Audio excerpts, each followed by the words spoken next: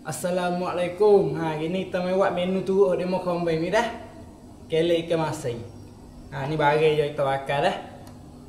Kele. Bawang besar, ada merah, ada apple, turuk masin. Lepas tu ni, ikan masin, bawang putih. Apa cara dia lagu mana tu kita mai tengok sekali.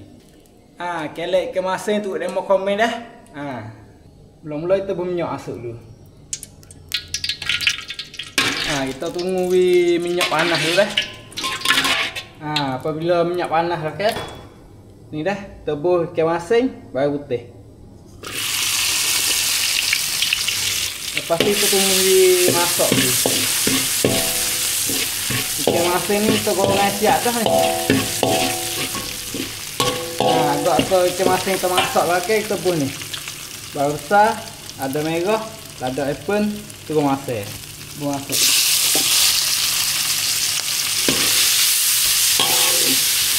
Goreng kita goreng bawang besar tu masak.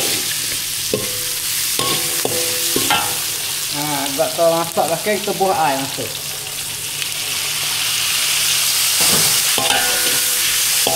Macam kakak dia gopro tu kita bakar dah. Mula baking ni setengah hati dah. Lepas tu saka itu akan ada 2 sudu dah. Lepas tu kita masuk sok cireh sikit. Lepas tu kita busuk potong dah. Cicak hijau lah mudah-mudah panggil dia. Tebus ala sudu ni dah. Ni ada lah. Kalau nampak air sikit itu buat air masuk tambah dah. Lepas tu kita cari kakak ni acur dulu.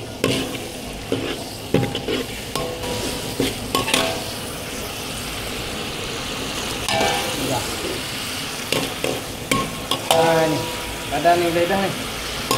Acur dah ni dah.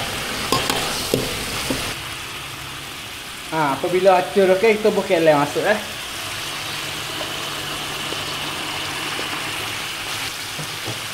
Kita gawi apa kele tu masuk dah. Masa ni kopi deras sikit apa?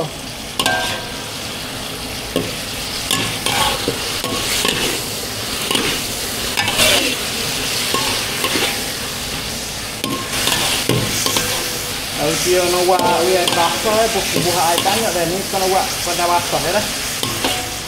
Ni. Taruh ni boleh dah ni. Kita tutup dulu. Ni dia, kele kita masak dah. Apa kele kita masak kita tutup pi. Atau kita boleh akip berpinggir dah.